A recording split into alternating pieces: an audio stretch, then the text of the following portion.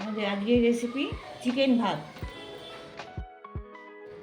অল্প সময়ের মধ্যে যদি ভালো কিছু খাবার ইচ্ছা হয় তাহলে এই রেসিপিটা অবশ্যই বানিয়ে দেখবেন। এটার preparation time 10 minute, cooking time 35 minute আর স্ট্যান্ডিং টাইম 15 মিনিট।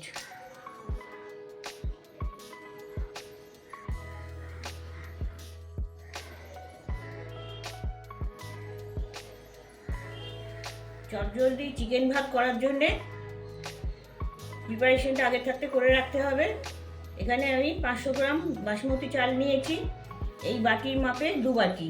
এই চালটাকে আমি 4-5 বার ধুয়ে জলে ভিজিয়ে 20 মিনিট মতন রেখে দেবো। এরকম পরিষ্কার জল যখন হবে তখনই এই চাল ধোয়াটা ঠিক মতন করা হবে। এই চালটা আছে 4 জন মাপের, পার-হেড 125 গ্রাম করে মাপে আছে। 20 মিনিট মতন রেখে দিতে হবে ভিজিয়ে। এর সাথেই আমি মাংসটাকে ম্যারিনেট করে নেব। এখানে 500 গ্রাম মতন চিকেন আছে, চিকেনটা মশলা দিয়ে ম্যারিনেট করব। লাগছে 1 চামচ কাশ্মীরি লঙ্কার গুঁড়ো, 1 চামচ হলুদ গুঁড়ো, 1/2 চামচ শুকনো লঙ্কার গুঁড়ো, 1/2 চামচ গরম মশলার গুঁড়ো আর 1/2 চামচ নুন। এগুলো আমি সব দিয়ে দিচ্ছি মাংসের মধ্যে। তার সঙ্গে 1 চা চামচ সর্ষের তেল। এটা ভালো করে ম্যারিনেট করে 20 মিনিট এটাও রেখে দেবো। চালটা ভিজিয়ে যে 20 মিনিট আমার হাতে ছিল তার মধ্যে আমি 2টো বড় পেঁয়াজ কুচিয়ে নিয়েছি আর 1 ইঞ্চি আদা আর 15-16 কোয়া রসুন পেস্ট করে নিয়েছি। এবার আমি রান্না শুরু করছি। কড়াই আমি প্রথমে একটু সাদা তেল দেবো, 5 চামচ মতন দিয়ে দিলাম সাদা তেল, আর 1 চামচ ভালো ঘি দিয়ে দিলাম। এবার আমি এতে গোটা 3 তেজপাতা দিয়ে দিচ্ছি, কিছু গরম মশলা দিচ্ছি, যেগুলোর মধ্যে আছে 4টে ছোটো এলাচ, 4-5টা লবঙ্গ, 1 টুকরো দারচিনি, 7-8টা সামরিচ বা গোলমরিচ, 1/2 চা চামচ সাজিরে আর 2 টুকরো জয়িত্রী। এগুলো আমি ফোড়নে দিয়ে দেবো। এগুলোকে একটু ছড়িয়ে নিচ্ছি। এবার আমি পেঁয়াজগুলো দিয়ে দিচ্ছি। পেঁয়াজগুলো একটু লাল করে ভাজতে হবে।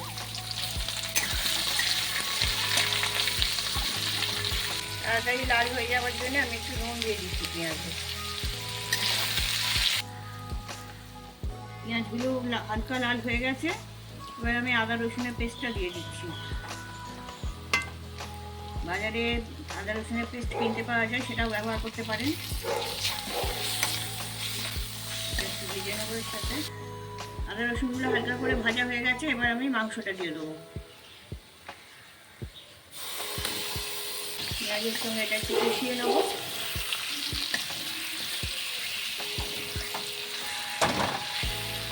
সামান্য একটু জল দিয়ে দিচ্ছি যাতে মশলাটা পুড়ে না যায়।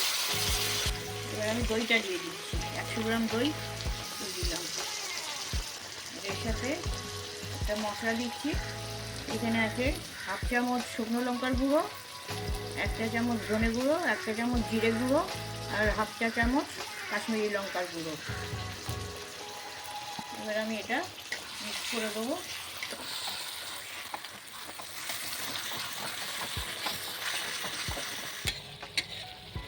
এভাবে মাংসটাকে একটু কষিয়ে নিতে হবে। মাংস থেকে তেলটা ছেড়ে এসছে, এবার এটা কষা হয়ে গেছে। এবার আমি চালটা দিয়ে দেবো। যে চালটা ভিজিয়েছিলাম সেটা ফুলে এরকম এক বাটি হয়ে গেছে। এটা 500 গ্রাম চাল আছে।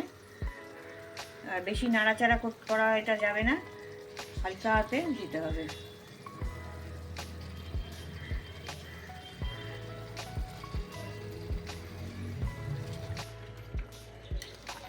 এটা হালকা হাতে একটু মিশিয়ে নিচ্ছি।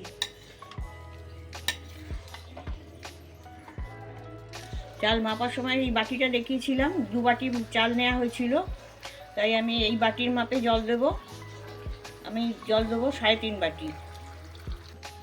2 বাটি, এই 3.5 বাটি।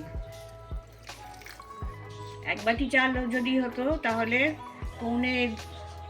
2 বাটি জল প্রেসার কুকারে দিতে হতো, তা না হলে 2 বাটি জল লাগে।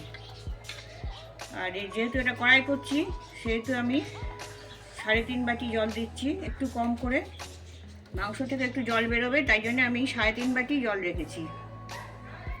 এবার আমি 4 চামচ চিনি দিয়ে দিচ্ছি, এটা অপশনাল, নাও দেওয়া যেতে পারে।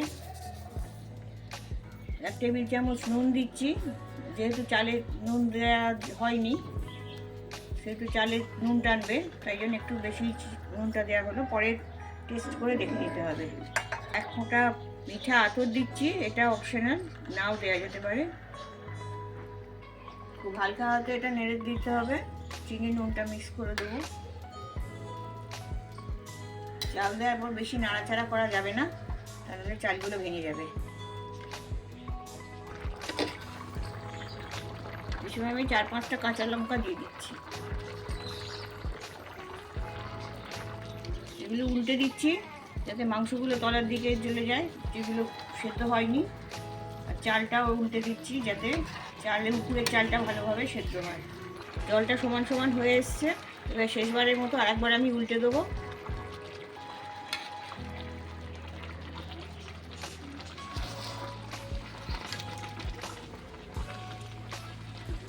এবার আমি ঢাকা দিয়ে দিচ্ছি আর আঁচটা কমিয়ে দিচ্ছি, 10 মিনিট মতন থাকবে।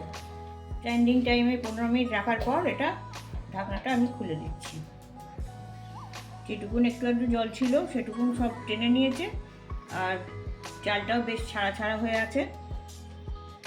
পরিষ্কারভাবে ভাতটা আমার রান্না হয়ে গেছে।